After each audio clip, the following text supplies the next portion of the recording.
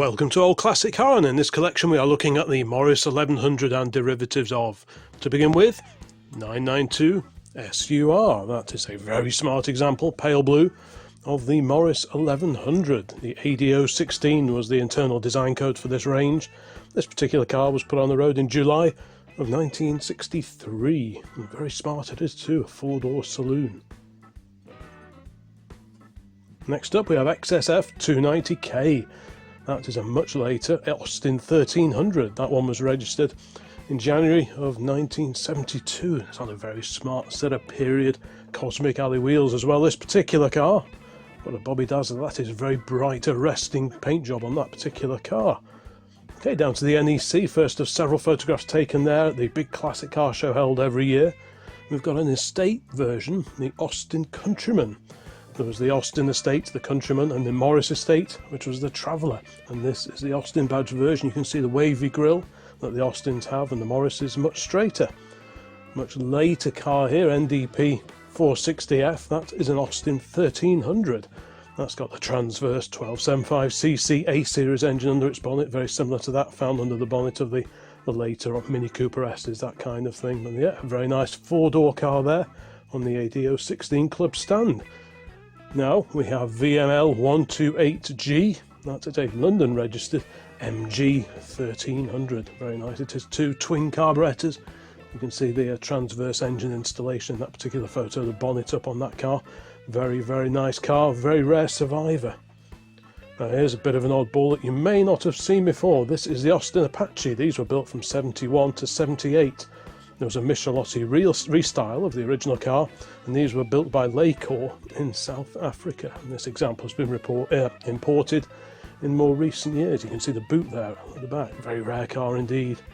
Bit of a rarity too. We have an Irish registered Riley Kestrel here, 6587SZ. That's a Riley 1300cc car, registered October of 1966.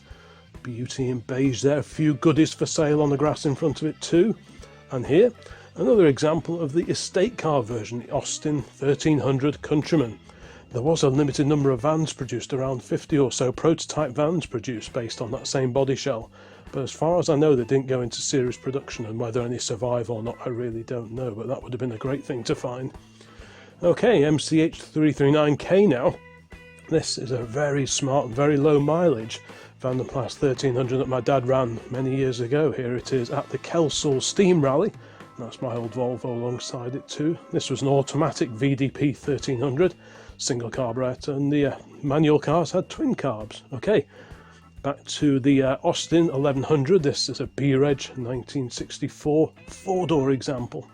And there's that estate car version alongside it on the ADO16 club stand. Lovely car, very rare survivors now, good ones of these. Okay, to a very rainy Tatton Park, we have PAE 401F. That is a Wolseley 1300. That car was first put on the road in May of 1968. It's got a very jazzy two-tone colour scheme, fancy alley wheels and a vinyl roof with a roof-mounted radio aerial as well. All the mod cons as extra lamps too. Now a rear view of an automatic Morris 1100 Mark II. The auto option, a 4-speed automatic, I think came along in November of 1965. The 1100 range was launched in late 1962. Okay, and there is a front view of the same Mark II Morris 1100 automatic. Very smart car indeed, this one. That's a late 67 or early 1968 registration as far as I remember. And carry on this look at the Austin and Morris 1100 and all the different derivatives of. We have a J registered example here. That would date it to 1970 or early 1971. That would be a Mark II car, TUJ983J. That's when the 1300 was introduced, but the 1100 continued to be sold alongside. This is an 1100cc car registered in October of 1970. There's a rear three-quarter view of the same car enjoying the sunshine. Very straight example, that one. That's a two-door saloon. We've seen four doors, and that's a two-door.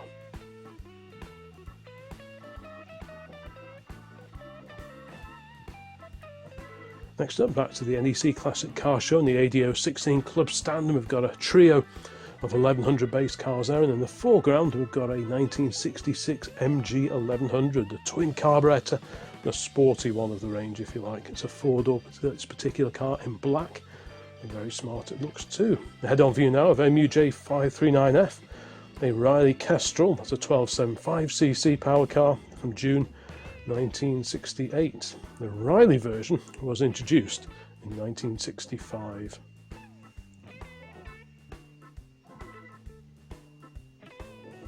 Okay, this is quite an old photo from a Tatton Park Classic Car Show. We've got an L registered Vanden Plas here. Now L, that puts it at 1972, or really 1973. That makes it a Mark III. Like I say, the autos had single carburettor only. Another MG badge version here, a two-door saloon, very nice indeed. Can't see the registration number on this one, so can't tell you too much more about this one.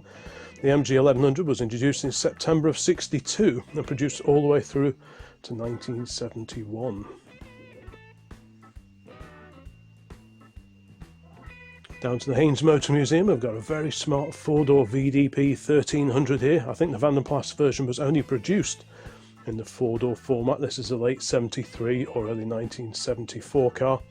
The VDP 1100 was introduced, the posh one, in October of 1963, and it was the final ADO16 ever built in 1974. Now, head-on view of that Austin Countryman that we saw before. A very smart, very practical estate car version of the 1100 and the 1300 car range. BMC certainly got their money's worth out of this design. There's a scale model showing the construction of the bodywork of the 1100 and the 1300. This was on display down at Gaydon, the British Motor Museum, a few years ago now. Amazingly, the 1100 was the best-selling car from '63 all the way through to 1971, with the exception of 1967. Incredible, these were such popular cars back in the day. Got another Riley badge version here on an H plate from late 1969 or early 1970. So many different derivatives of the basic Austin and Morris 1100. The Riley came along in 1965. Got a Rally prepared, a sported up version of a 1300 here, complete with vinyl roof and what appears to be a Union Jack on the roof, perhaps covering an opening, maybe where there was an old Webasto full-length sunroof, perhaps something like that. But clearly a few modifications have gone on in this car, and I don't recognise those wheels at all. Now this is quite a late sporty version. This is the Austin 1300 GT. Very similar to, think of a Cooper S, but in a slightly bigger body, and you won't go too far wrong. Very distinctive wheel trims on these cars too. That's on a K plate, so that'll be late '71 or into early 1972. Got the VDP 1300 there, £895 on the road when it was new, according to the price thing in the window there. There's a much larger VDP 3 litre or 4 litre R parked alongside it too. Same colour as well, fetching shades of beige. Okay, another 1300 GT here on some very smart non-original alley wheels, and again vinyl roof. I think that must have been a GT feature, just to give it a bit of a sporty edge. That looks like a 1972 car to me.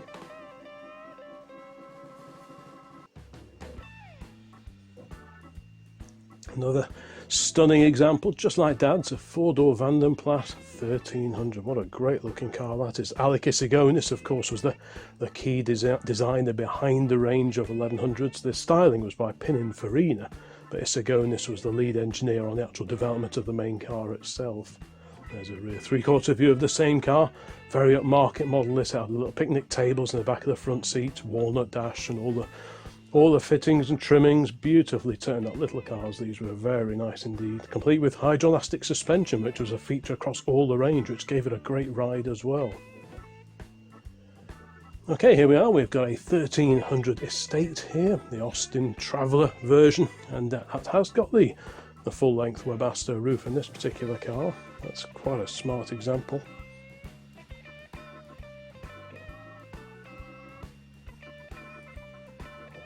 And here is one bit of a work in progress restoration project there. I'm not quite sure what's going on with those wheels, but it's the Riley badged version of the 1100, and you can see all the paintwork's being stripped off at the moment, being prepped for paint. Maybe the restoration's been completed by that, I don't know.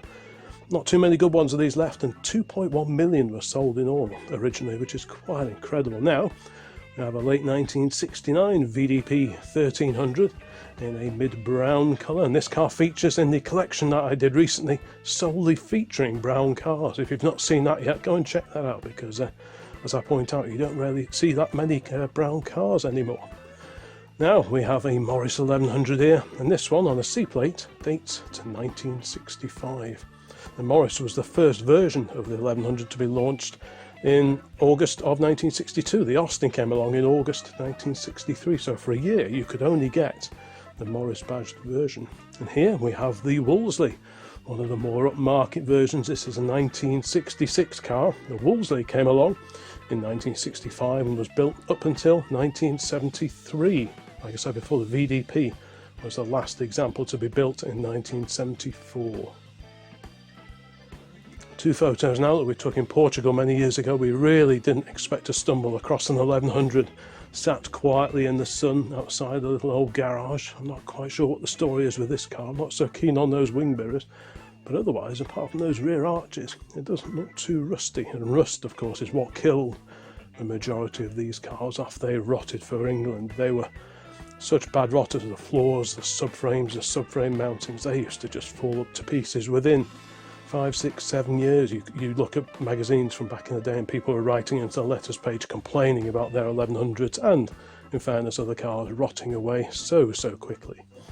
Okay, now we have a Morris from 1970 here, a 4-door Morris 1300 saloon. Looks like a really nice clean interior in that particular car. Very straight example, and yeah, what a beauty that is. Talking of beauties, we have a stunning 2-door MG version here, and this is on a G plate, August 1968 onwards. That makes it a Mark II. This, of course, is a 1275cc version of the engine that you can see there. You can see the side-mounted radiator as well, just like it is in the Mini. Slightly earlier, in 1967, and we've got another example of the Riley Kestrel. Kestrel, of course, is a name that was very prominent in Riley's brochures pre-war, and the name was brought back to life when the Riley badge version of the 1100 and the 1300 came along. Sticking with Riley's for a moment there, we've got LAE 401E from early 1967.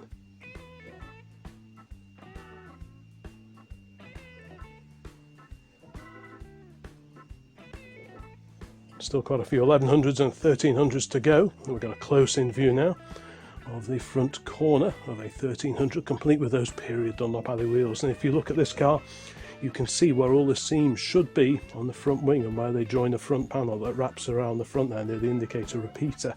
Those are all the seams that you want to see if you're looking at a car that's up for sale. Many times they've been filled over. And here we have another example of the MG version, again on those very sporty Dunlop alley wheels that look so good on so many cars in the late 60s and early 1970s.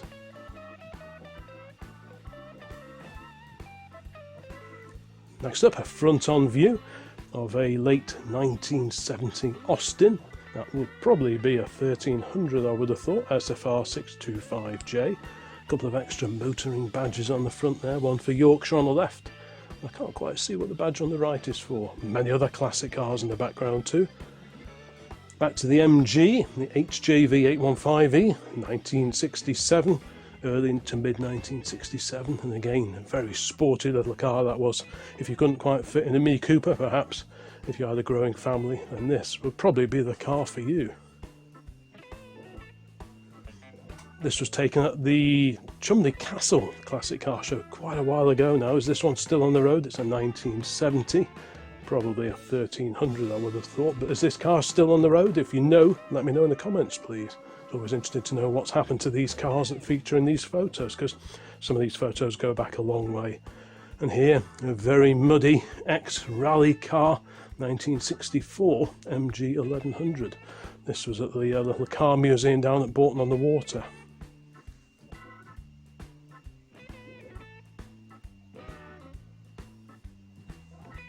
Here's an interesting colour, I haven't seen this one before, with an off-coloured, different coloured roof. This is quite a late example. This is late 72, or early 1973. Like I say, the 1100 range soldiered on until the final VDP was produced in 1974. And the car was replaced by the Allegro, the Marina and the Maxi to some extent as well.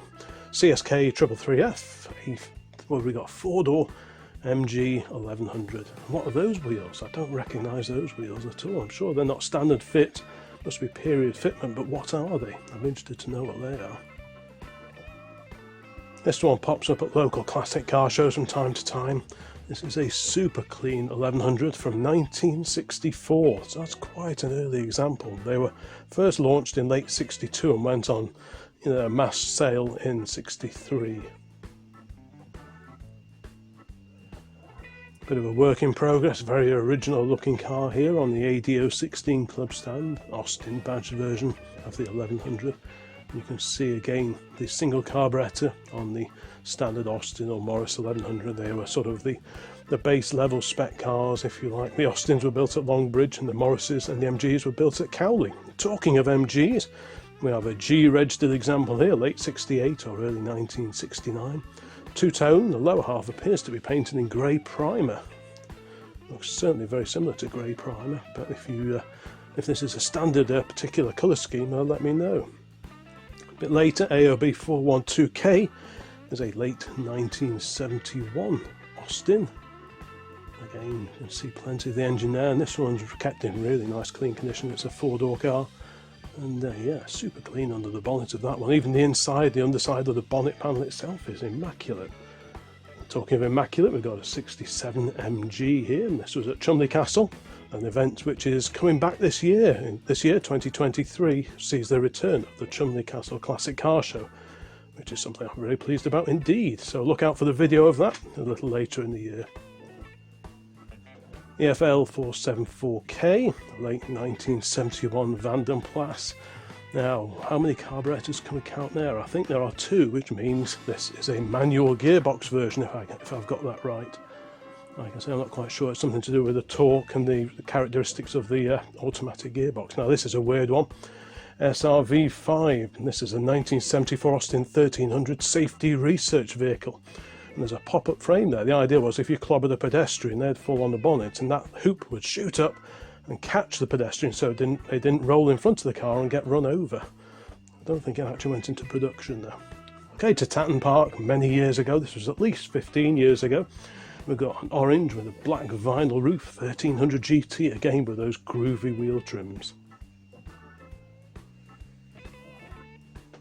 We're almost done, just a few more 1100s and 1300s to go. Now, 2 photos of an F registered Austin. Now, this was a car that belonged to a lady that Mrs. OCC used to work with quite a few years ago, so we went to go and have a look at it on this person's driveway. It clearly been sat there for quite a long time. The paint was quite faded, and to be honest, as you can see, the rot was really getting into those rear arches. And yeah, it was just too much work for me to take on. But it was a shame, but it must have been quite a nice car, you know, not too much earlier than this photo was taken, but clearly it had fallen on hard times, and whether it's been put back on the road or not, I really don't know. I'd love to know where it is now. Down to Malvern in 2022. You may have seen this car in the video that I did at Malvern. This is an H-Reg MG version, a 2-door Sporty MG version. Again on a groovy set of wheels, another BMC beauty alongside an Austin Cambridge. Another 1300 here, an Austin 1300, very nice example too. Countryman of course, L-Reg, 72 or early 1973, that particular car. What a practical car that is, with a one-piece rear tailgate. You can see it raised in this photo here. Yeah, great little car. And that wonderful little estate car rounds out this quick look at the Austin and the Morris 1100 and all the many, many derivatives that came from it. The good old ADO16. Thank you so much for watching this one. Please let me know in the comments if you've got any experience or memories of these cars. Dad had an MG 1100 very early on, just after I was born actually. Some of my earliest motoring experiences were in the back of an MG 1100. And they did appear once or twice again in future years. So yeah, let me know what you think of these 1100s. Please take a look around the rest of the channel while you're here, and there'll be more videos along very, very soon. So bye for now.